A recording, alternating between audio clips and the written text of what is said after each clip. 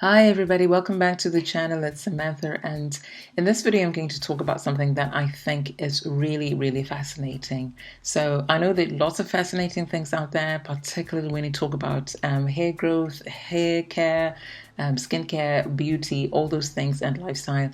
But this, I think, is really up there. So what we're going to talk about is rosemary and how it is beneficial for hair growth. So some of you followed me for a while, you know that I love making DIY hair care products, and I've used rosemary in several of my videos, and I actually use rosemary all the time. And that's after I actually looked into rosemary and found that it's got lots of benefits. But I've been doing a lot more research, and part of my goal with this channel is to share with you all that information that I find out so that you can decide for yourself whether or not this is something that you want to incorporate into your own hair care regimen. If this is your first time here or you're coming back, welcome. I welcome you all. Thank you so much for stopping by, and I hope you enjoy the video. So rosemary is a herb. Many of you will be familiar with it. It's a herb that originated in the Mediterranean region, and it's mainly used for cooking. However, it's actually been found to have lots of other properties, such as healing properties, and has actually been used as a herbal medicine.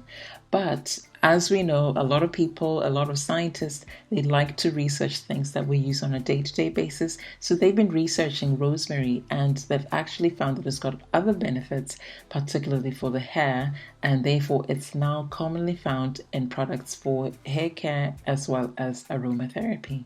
So the reason why it's used so often in so many products is because it's got so many benefits. And some of these benefits include improved blood circulation to the hair follicles.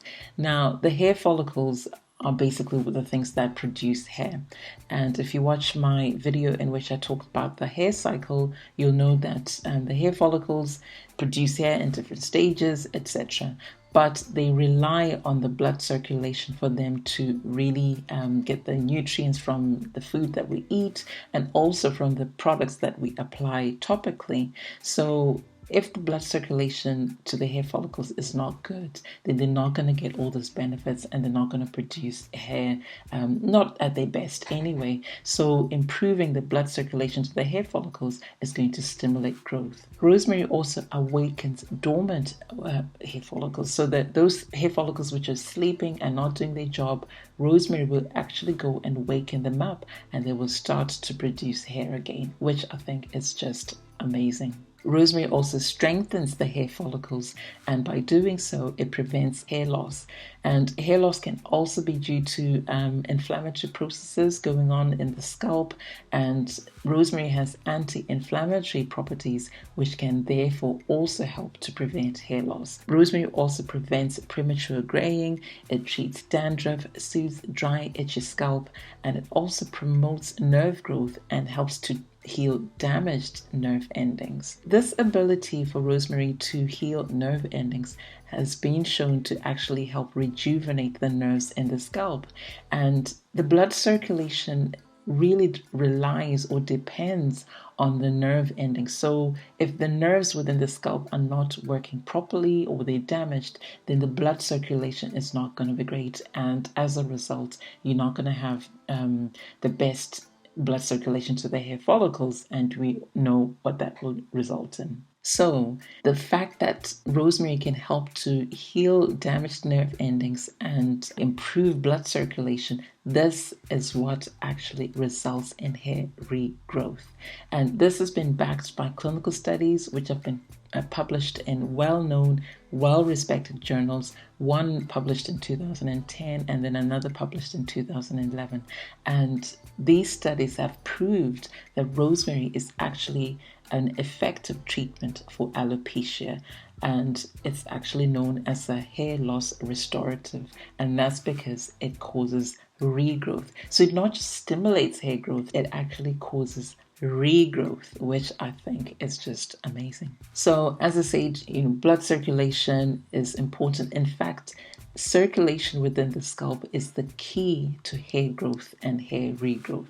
So anything that's going to stimulate blood flow to the scalp is going to stimulate blood flow to the hair follicles, is going to help provide all those essential nutrients which the hair follicles need in order for them to produce hair. So rosemary has that ability to do that. And clinical studies have actually shown that rosemary is just as effective as minoxidil, which is also known as Rogaine, but is actually much safer. So minoxidil, some of you may already be aware of it. It is something that's used by both men and women to grow hair in areas which we're no longer growing hair.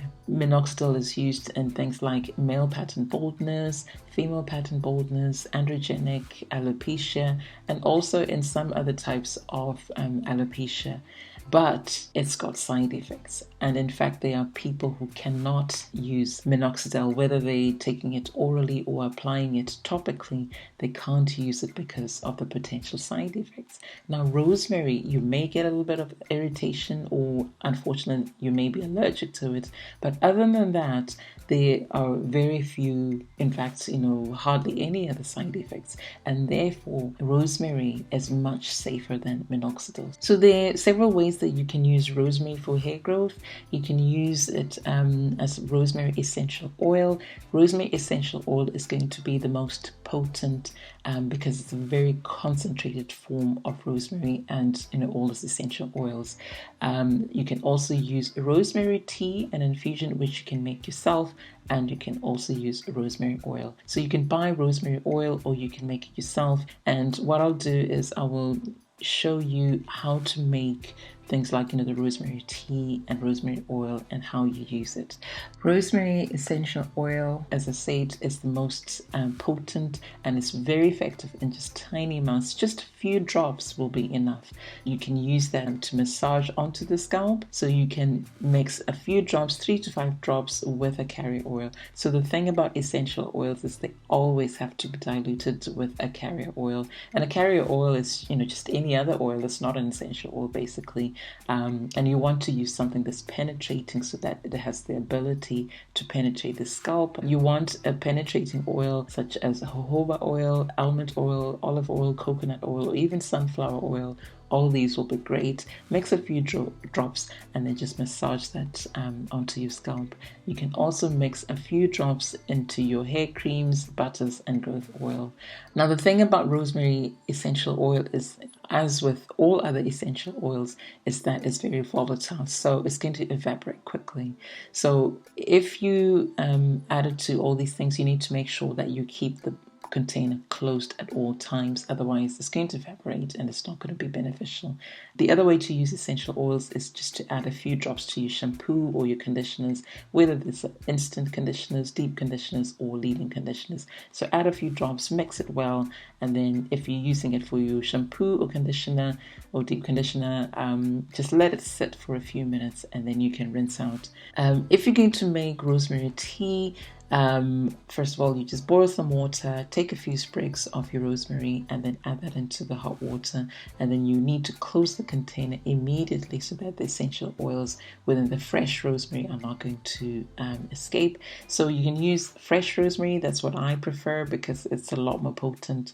But if you've got dried rosemary or rosemary powder, you can use that instead.